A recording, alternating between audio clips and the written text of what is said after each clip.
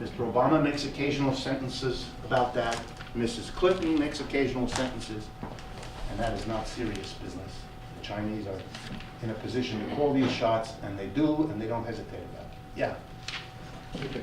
I have two questions. I don't know if I may. Yeah? Sure. So the first one is concerning just this last issue. And I would like to ask you what you think about the proposal or the angry proposal of the governor of China Bank, central bank, to issue an international currency. Yeah? For this problem. And the second issue is something more deep, I think, which is my idea. I would like to know what you think about that. Is the other side of the coin, I think, of the financial crisis, which is the labor market flexibility. The labor market? Flexibility. Mm-hmm. So since we got more and more flexible and precarious jobs, wherever, in Europe and in States, and these jobs need anyway to be financed by financial tools in order to consume, in order for worker who have these flexible wages to consume. So these two things are basically one consequence of another. And then if we are going to create another 11 billion of jobs, or million of us in the Roosevelt time, and all of them they would be still flexible, like in the United States and you have. Then this job would need still financial tools like credit, mortgage, things like that, to sustain aggregate consumption, which still needs to be sustained. So they will not create the effect of the during Roosevelt had, meaning anyway boost consumption. So the Central Bank of China is extremely worried because currency wars, they feel, threaten them, perhaps more than anybody else. You have to remember that China has become a rich, powerful industrial country over the last 30 years, basically by producing exports more than anything else. It's an economy that provided millions and millions of its people jobs. People coming off the countryside that couldn't sustain them anymore had jobs in the cities and in the urban areas, the industrial areas, producing for export.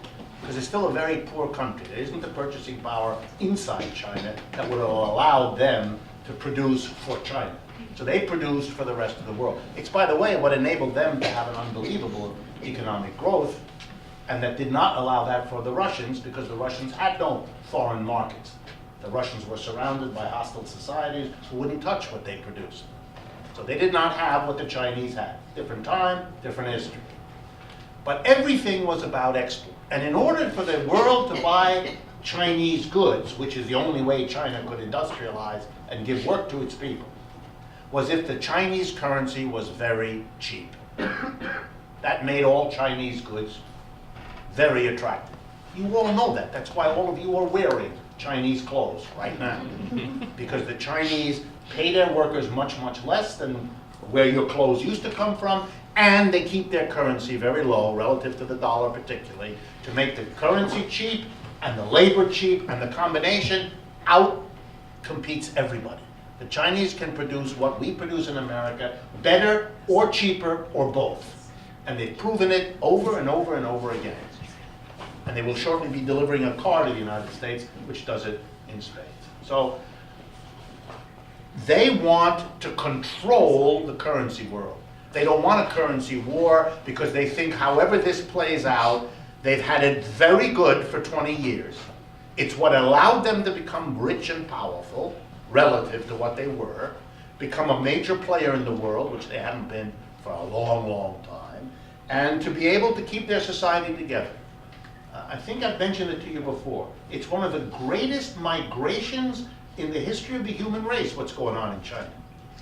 This is a society that has moved in a matter of 2 or 3 decades, hundreds of millions of people off of agriculture into industry in the cities.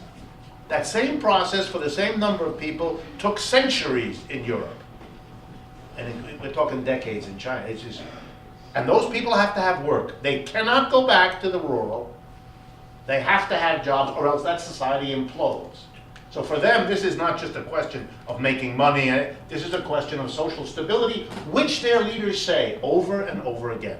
So what they want is a safe, predictable, controlled world of currencies where everybody knows what everything is worth. They really want to go back to what was done after World War II at Bretton Woods, a system of what was called fixed exchange rates.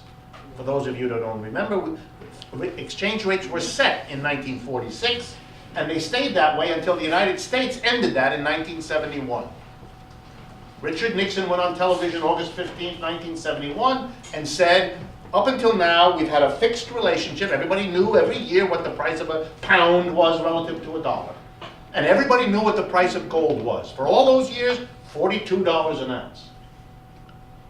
On August 15th, Nixon gets on the radio and announces to the world, we have always honored the contract. You bring us $42, we'll give you an ounce of gold. However, we've been losing our gold from Fort Knox at quite a clip. So as of tomorrow morning, if you bring us $1, we will smile at you and point you towards the door. No more gold. We went off the gold standard. That's what that means. And because we were having a big inflation at that time, and the president stopped the inflation. Just a footnote for those of you that I can tell from your faces. How did we stop an inflation? In the best old-fashioned way. President Nixon, a conservative Republican, don't you know? August 15, 71, gets on TV. We go off the gold standards. That's basically, in a sort of polite way, saying to the world, or not saying anything, showing the world the middle finger of your hand. We're not going to do it anymore, and you can go jump in the lake. And then to control the inflation, he announced, as of tomorrow morning, 7 o'clock, that is the 16th of August, anyone who raises a price of anything will go to jail. That's what he did. That's what he said. He declared what's called a wage price freeze. If you're a businessman and you raise the price from now on, you're going to jail. You will have committed a crime. Business, I want to be sure, all businesses who believe that a private enterprise system hallows the freedom of the enterprise to decide what to charge were told by a conservative Republican, you exercise that freedom from now on, you'll be looking at the wrong side of bars.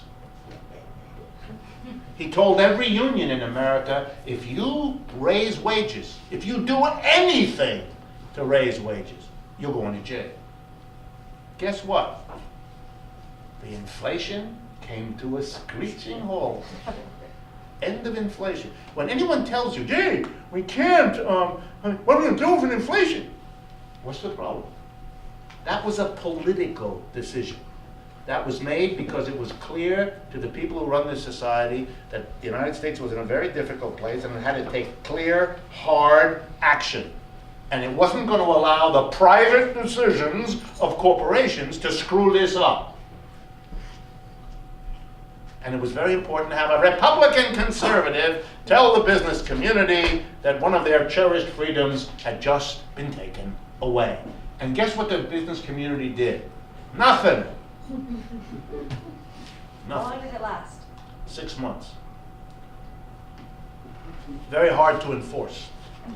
Very hard to enforce, and it means that if you're really going to enforce it, it means you have to have government inspectors start going in and looking at everybody's books, and that freaks all private enterprises out, since if you know how every enterprise in America works, it always has 2 sets of books, one for the government tax people, and one so it knows what it's actually doing, and you don't want the government to get into the wrong set of books, etc., etc., etc.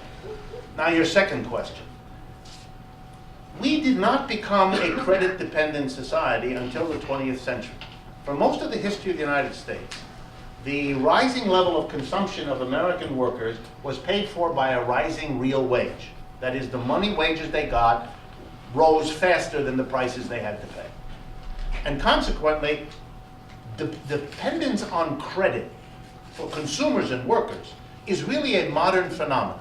It begins in the Great Depression on a mass scale.